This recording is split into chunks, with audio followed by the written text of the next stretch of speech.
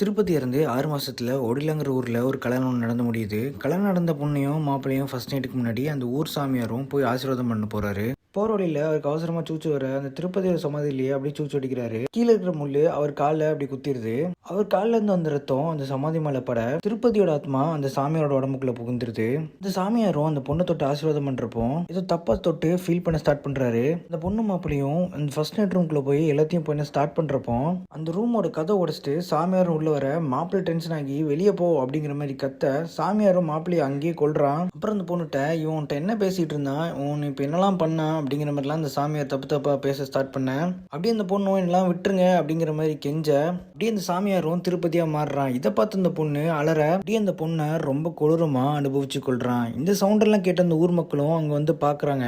சாமியார் தான் எல்லாத்துக்கும் காரணம் அப்படின்னு சொல்லி சாமியாரையும் போலீஸ்ட பிடிச்சி கொடுக்குறாங்க. நீங்க இந்த மூவியை ஃபுல்லா பார்க்கணும்னு நினைச்சீங்கன்னா இந்த வீடியோவை லைக் பண்ணிட்டு சப்ஸ்கிரைப் பண்ணி வச்சுக்கோங்க.